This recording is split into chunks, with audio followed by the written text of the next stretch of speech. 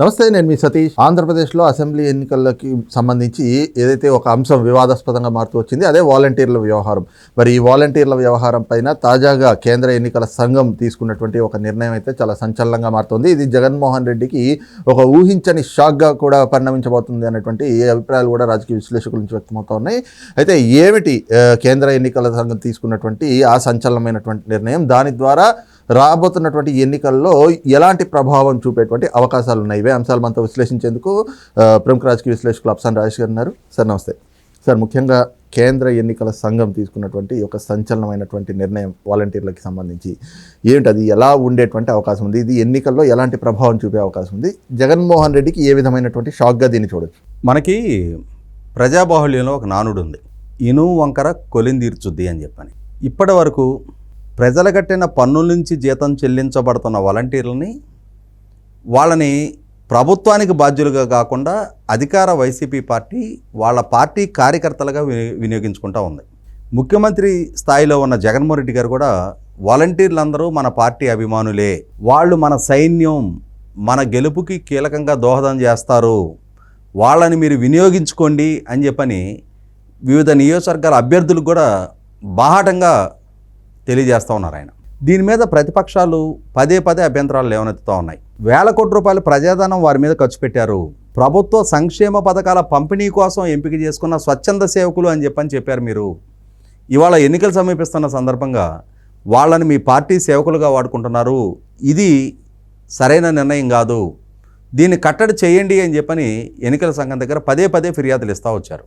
పరిధి దాటి ప్రవర్తిస్తూ అధికార పార్టీ రాజకీయ కార్యకలాపాల్లో పాలు పంచుకుంటున్న చాలామంది వాలంటీర్లకు సంబంధించిన వివరాలు సివిజిల్ యాప్ ద్వారా ఎన్నికల సంఘానికి తెలియజేస్తూ వచ్చారు. ఎన్నికల సంఘం కూడా చాలామంది మీద క్రమశిక్షణ చర్యలు తీసుకుంటా వాళ్ళని సస్పెండ్ చేస్తూ వచ్చింది. అయినా సరే ఎంతమంది మీద చర్యలు తీసుకుంటారు? మహా అయితే ఒక 400 మంది మీద చర్యలు తీసుకున్నారనుకో, 2.5 లక్షల మంది ఉన్నారు వాళ్ళు. అసలు వాళ్ళ మీద ఈ ప్రభుత్వం పెట్టిన ఖర్చు ఎంతో తెలుసు? ఇప్పటిదాకా 2,60,000 మంది వాలంటీర్లు, నెలకు 5,000 రూపాయలు జీతం, అంటే ఒక నెలకి 130 కోట్ల రూపాయలు వారికి జీతంగా ఖర్చు పెట్టారు. సంవత్సరానికి 1,560 కోట్ల రూపాయలు. ఇది కాకుండా వాళ్ళకి సాక్షి పేపర్ కొనుగోలు కోసం ఒక్కొక్కరికి 200 రూపాయలు చెల్లించారు, అంటే నెలకు 5,20,00,000 రూపాయలు, సంవత్సరానికి 62,40,00,000 రూపాయలు. 1,560, ఇది ఒక 62,40,00,000, అంటే వెరసి 1624 కోట్ల రూపాయలు చెల్లించారు అక్కడికి. ఇది కాకుండా ఈ వాలంటీర్లని ట్రైనింగ్ అండ్ మానిటరింగ్ కోసం అని చెప్పని ఫీల్డ్ ఆపరేటింగ్ ఏజెన్సీ అని చెప్పని ఒక సంస్థని నియామకం చేసుకున్నారు. వాళ్ళకి సర్వీస్ ఛార్జ్ కింద 68 కోట్ల రూపాయలు సంవత్సరానికి చెల్లిస్తూ ఉన్నారు, అంటే అక్కడికి 1,692 కోట్ల రూపాయలు ఖర్చు అవుతుంది.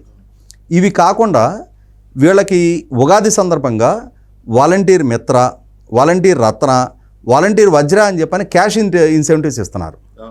దాని మీద గత సంవత్సరం వరకు సంవత్సరానికి 240 కోట్ల రూపాయలు ఖర్చు పెట్టారు. ఈ సంవత్సరం ఎన్నికలు సమీపిస్తున్నాయి కదా, వీళ్ళందరినీ పార్టీ సేవకులుగా వాడుకోవాలి కదా, అందుకోసం అని చెప్పని ఇప్పుడు జగన్మోహన్ రెడ్డి గారు జేబుల నుంచి ఇచ్చేదైతే ఆయనకేం బాగా నొప్పి, ఆయనకి ఆ నొప్పి ఏంటో తెలిసేది, ప్రభుత్వం నుంచి ఇచ్చేదే కదా. 382 కోట్లు చెల్లించారు వాళ్ళకి, అంటే ఆన్ అండ్ యావరేజీ ఒక్కొక్క సంవత్సరానికి 1900 నుంచి 1950 కోట్ల రూపాయలు ఖర్చు పెట్టారు.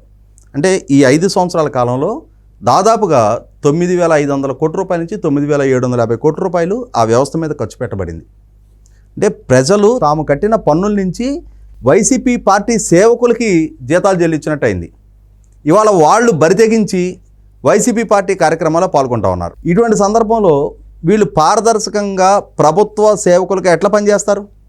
ఇక్కడ ఏం జరుగుతుంది? వైసీపీ పార్టీ వివిధ నియోజకవర్గాల అభ్యర్థులు వీళ్ళతో ఆత్మీయ సమావేశాలను ఏర్పాటు చేసి వాళ్ళకి గిఫ్ట్ హ్యాంపర్లు, బట్టలు, సెల్ ఫోన్లు, ఒక్కొక్కరికి 5,000 10,000 నగదు, ఇవన్నీ పంపిణీ చేస్తూ ఉన్నారు.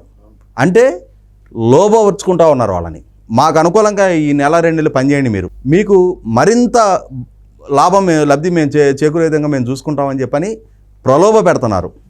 ఇక్కడ 5,000 రూపాయలు కాదు, 5 రూపాయలే వాళ్ళు ప్రభుత్వం నుంచి జీతం తీసుకుంటున్నా సరే, ఒకసారి ప్రభుత్వంతో నియామకం చేపట్టబడి వాళ్ళకంటూ ఒక జీతం ఇస్తున్నప్పుడు స్వచ్ఛంద సేవకుల ఉద్యోగులు అనేది ఇర్రెలవెంట్, వాళ్ళు ప్రభుత్వానికి బాధ్యులు. అటువంటి వాళ్ళకి లంచం ఇవ్వటము నేరమే, తీసుకోవడం నేరమే. ఇవాళ వైసీపీ పార్టీ అభ్యర్థులు నాయకులు వాళ్ళని ప్రలోభపెట్టి లంచాలు ఇస్తూ ఉన్నారు. వాస్తవంగా ఆ ఇస్తున్న నాయకుల మీద తీసుకుంటున్న ఈ వాలంటీర్ల మీద క్రిమినల్ కేసులు నమోదు చేసి ఉండాల్సింది, చేయలే, ఉపేక్షిస్తూ వచ్చారు. చివరికి గత కొన్ని సంవత్సరాల నుంచి ప్రజలకు సంబంధించిన కీలక డేటా మొత్తం కూడా వాళ్ళు సేకరిస్తూ ఉన్నారు. ప్రజల వ్యక్తిగత జీవితాలకు సంబంధించిన డేటా కూడా.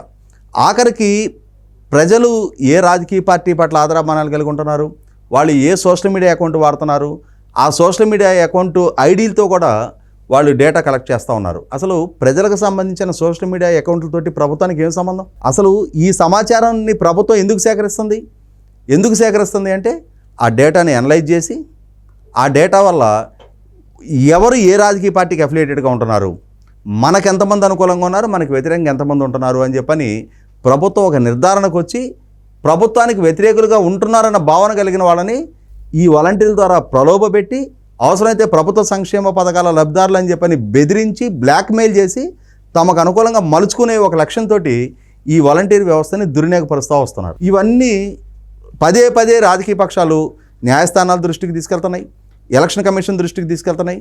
ఈరోజు గౌరవ ఎలక్షన్ కమిషన్ ఒక విస్పష్టమైన నిర్ణయం ప్రకటించడం జరిగింది. రేపు 1వ తారీఖు రాబోతుంది. మళ్ళీ పెన్షన్ల పంపిణీ పేరట నగదు పెన్షన్దారులకి అందివ్వటం కోసం మళ్ళీ వీళ్ళు ప్రతి ఇంటికి వెళ్తారు. ఎన్నికలు సమీపిస్తూ ఉన్నాయి. ఒక పక్క అధికార పార్టీ వీళ్ళని మా పార్టీ సేవకులని చెప్పని ప్రకటిస్తూ ఉంది. ఇటువంటి సందర్భంలో వీళ్ళ ద్వారా ఆ సంక్షేమ పథకాల లబ్ధిదారులని ఎమోషనల్గా ఎక్స్ప్లాయిట్ చేసుకోవడానికి, బ్లాక్మెయిల్ చేయడానికి, ప్రభుత్వానికి అధికార పార్టీకి అనుకూలంగా మలచడానికి ఆస్కారం ఉంటుంది. కాబట్టి ఎలక్షన్ కమిషన్ తీసుకున్న నిర్ణయం ఏంటంటే నగదు పంపిణీ వీళ్ళ ద్వారా చేయొద్దు, ప్రభుత్వం ఈ పెన్షన్ల పంపిణీకి ప్రత్యామ్నాయ ఏర్పాట్లు చేసుకోండి. వాలంటీర్ అనే వ్యక్తి ఎలక్షన్ కోడ్ ఆఫ్ కాండక్ట్ పూర్తయ్యే వరకు వాళ్ళకి ప్రభుత్వం ద్వారా ఏర్పాటు చేయబడిన ఇచ్చిన ట్యాబులు, ఫోన్లు కూడా ప్రభుత్వానికి సరెండర్ చేసేయాలి. ప్రభుత్వ సంక్షేమ పథకాల పంపిణీ కోసం వీళ్ళని వినియోగించొద్దు అని చెప్పని ఒక విస్పష్టమైన తీర్పు ఇవ్వడం జరిగింది. దీనివల్ల ఏంటంటే వాళ్ళు అధికార పార్టీకి సంబంధించిన కార్యకలాపాల్లో పాల్గొన్నారు, కానీ ఇక నుంచి వీళ్ళ ద్వారా సంక్షేమ పథకాల లబ్ధిదారులను కలిసి ప్రభుత్వం తరపున ప్రచారం చేయడానికి ఆస్కారం లేకుండా అయిపోయింది. ఇప్పుడు ఏమవుతుంది, రేపు 1వ తారీఖు పెన్షన్ ఇవ్వాలి. ఒక్కొక్క వాలంటీర్కి 50 ఇళ్ళు ఉన్నాయి.